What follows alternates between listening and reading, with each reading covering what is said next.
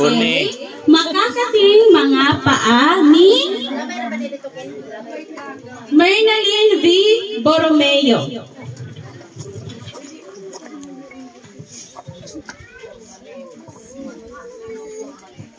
Siya si Pipoy, ang batang mahilig lumaboy. Labis ang tuwa niya kapag nakalabas siya ng bahay at nakakapunta sa mga lugar na nais niyang puntahan. Pipoy! Saan na naman ang lakad mo? Hindi ka ba talaga pipirmi dito sa bahay? Ang palaging sigaw ng kanyang ina. Pupunta lang po ako sa kaarawan ng kaklase ko. Sagot ni Pipoy. May mga pagkakataon pang iba-iba ang dahilang ibinigay niya at madalas ay aakyat sa bakod sa likod bahay upang tumakas. Isang araw ay umalis ang mga magulang ni Pipoy upang umuwi sa probinsya at tumulong sa pag-aani doon. Naiwan si Pipoy sa kanyang lola, mami. Tuwang-tuwa si Pipoy na wala ang kanyang mga magulang dahil wala siyang gagawin kundi maglaro ng maglaro sa labas. Takbo dito, takbo doon, akyat dito, akyat doon. Ang saya! Walang pasok at wala rin silang nanay at tatay. Makakapaglakwatsa ako ng magdamag. Ani ni Pipoy habang naglalambitin sa sanga ng puno.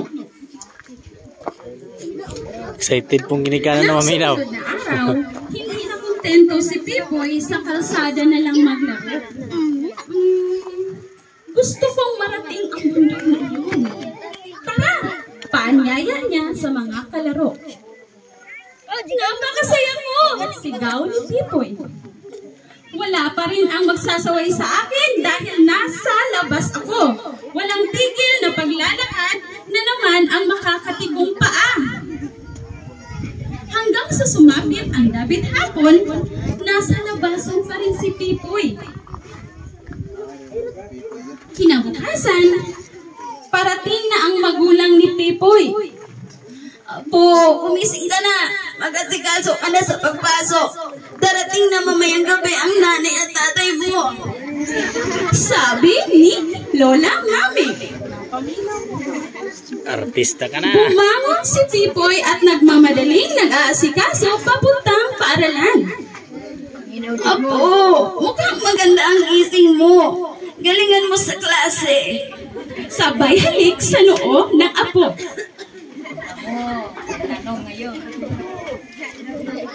Nabitin yata ako sa pag-akyat ng bundok at pamamasyal. Kahapon, uulit ako, hindi na lang ako papasok sa paaralan. Bulong ni Pipoy sa sarili. Masayang lumabas ng bahay si Pipoy. Ngunit hindi para pumasok sa paaralan, kundi para mamasyal at maglaro. Nagyaya siya ng mga kaibigan, ngunit walang sumama sa kanya. Tara, sumama na lang kayo sa akin at huwag nang pumasok sa paaralan. Mas masaya ang maglaro at mamasyal kaysa mag-aral. Pipilit niya sa mga kaklase. Naku, hindi ako sasama, Pipoy. Natatakot ako. Baka pagalitan tayo ni teacher kapag nalaman niya. Sagot ni Max. Oo nga naman, masamang lumiban sa klase. Tagsang-ayon ng ibang kaibigan. Gayunpaman, kahit nag-iisa ay tinuloy ni Pipoy ang kanyang nais. Naglakad, tumakbo, lumambitin sa puno, tumalon at naglaro siyang mag-isa. Tila hindi niya naramdaman ang pagod at gutom. Bumigay na ang kanyang sapatos, ngunit tuloy pa rin siya sa paglalakwatsa. Manghang-mangha siya sa mga bagay sa paligid niya.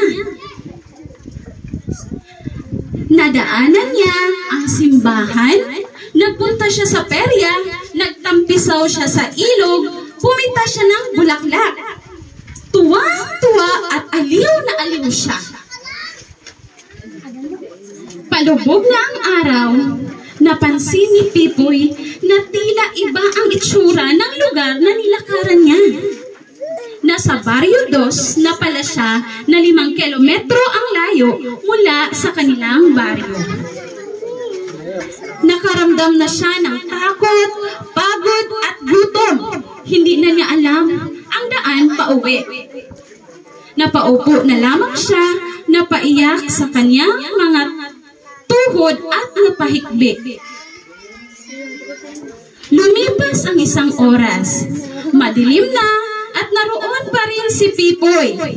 Maya-maya pa ay biglang lumapit sa kanya at niyakap siya ng mahigpit.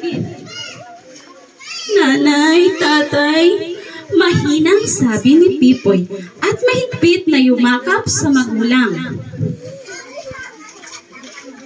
"Nay, tay, sorry po. Mali po ang ginawa ko. Nagsinungaling po ako sa inyo at kay Lola. Hindi po ako sumunod sa mga bilin ninyo. Sa oras ng klase ay naglalaro at tumakas lang po ako. Maging noong araw ay walang pasok. Wala pa akong ginawa kundi maglaro at maglakwatsa. Hindi na po mauulit." Umiyak na sabi ni Pipoy. "Tahan na anak, nag-aalala lang kami sa iyo. Hayaan mo, bumawi ka na lang sa paaralan bukas. Halika na at umuwi na tayo," mahinahong sabi ni nanay. At mula sa araw na yon, ay iniwasan na ni Pipoy ang madalas na paglalakwatsa at pagtakas sa klase upang mamasyal at makapaglaro. Lumabas na lamang siya kapag kailangan at kung nakatapos na sa kanyang mga takdang aralin. At doon po nagtatapos ang ating kwento na Makating Paa. Okay.